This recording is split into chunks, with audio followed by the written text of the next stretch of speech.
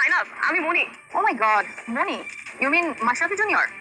WhatsApp guys, সবার কি অবস্থা? হাজির হয়ে গেলাম দীপ্ত টিভি নিবেদিত মাশরাফি জুনিয়র নাটকের 1100তম পর্ব কবে প্রচারিত হবে এবং এই পর্বে কি ঘটতে চলছে তার অগ্রিম খবর নিয়ে। সুতরাং এই পর্বটিকেও মিস করবে না। আসলে বাংলাদেশে বর্তমানে ছাত্র আন্দোলন এবং বর্তমান আওয়ামী লীগ সরকারকে উচ্ছেদ করার জন্য বিভিন্ন ধরনের ঝামেলার সৃষ্টি করা হয়েছে, যার কারণে দীপ্ত টিভি স্বাভাবিকভাবে নাটকগুলো আপডেট দিতে ব্যর্থ হচ্ছে। তবে খুব শীঘ্রই নাটকগুলো আবারও সিরিয়াল বাই সিরিয়াল আপডেট দেওয়া হবে। আর হ্যাঁ, 1100তম পর্ব কেউ মিস করবে না, কারণ এই পর্বে আপনারা দেখতে পারবেন অবশেষে মমতা বেগমের খোঁজ পাওয়া যাবে। কারণ অবশেষে মমতা বেগম নিজেই ফোন করবে, অর্থাৎ সাগর এবং তুতুল যখন কথা বলবে তখন কালুকে দেখা যাবে সে দৌড়ে সাগরের কাছে আসবে, এসে বলবে তাড়াতাড়ি ফোনটা ধরেন।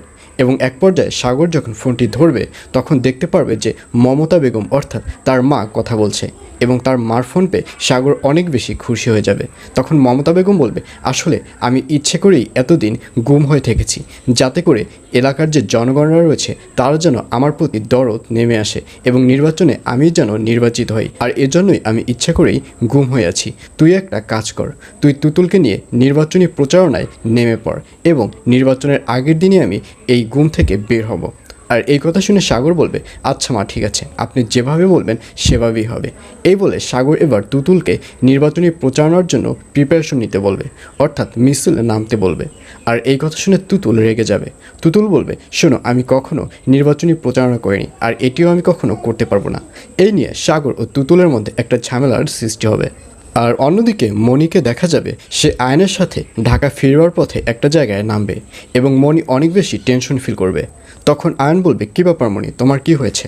তখন মনি বলবে, আসলে একদিকে খালাম্মার টেনশন আর অন্যদিকে খেলার মাঠ, আমি বুঝতেই পারছি না যে এই মুহূর্তে আমার কি করা উচিত। তখন আয়ন বলবে, আচ্ছা তোমাদের ওখানের একজন প্লেয়ার রয়েছে না, সেলিব্রিটি, কী যেন নাম, নায়লানার যেন কী জানি, তুমি তাকে ফোন করে খেলার মাঠের অবস্থা তো জানতে পারো। আর এই কথা শুনে মনিকেও দেখা যাবে সে নায়লাকে ফোন করবে এবং নায়লাকে ফোন করে খেলার মাঠের অবস্থা জানতে চাইবে। তখন নায়লা বলবে, তুমি এতদিন কোথায় ছিলে?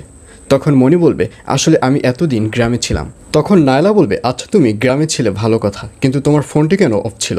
তখন মনি বলবে, আসলে এই সব কিছু তোমাকে আমি সামনাসামনি বলবো, আগে তুমি একাডেমির খবর বলো। তখন নায়লা বলবে, আসলে তুমি আগে এসে বোর্ডে দেখা করো, বোর্ডে দেখা করে বোর্ডের ছাড়দের সাথে কথা বলো, দেখো তারা কি বলে, এবং পরবর্তীতেই একটা সিদ্ধান্ত হবে যে তারা তোমাকে সিলেক্ট করবে নাকি করবে না। কারণ তুমি তো অনেক দিনই অনুপস্থিত ছিলা, তারা তো তোমার উপর থেকে আশা ছেড়েই দিয়েছে। আর এই কথা শুনে মনিকেও দেখা যাবে সে তাড়াতাড়ি ঢাকায় ফিরবে এবং ঢাকায় ফিরে বোর্ড অফিসের সাথে কথা বলবে। আর এছাড়াও থাকবে আরও আশ্চর্য সকল ঘটনা। সুতরাং সবাইকে মাশরাফি জুনিয়র নাটকের আগামী পর্ব দেখার আমন্ত্রণ রইল।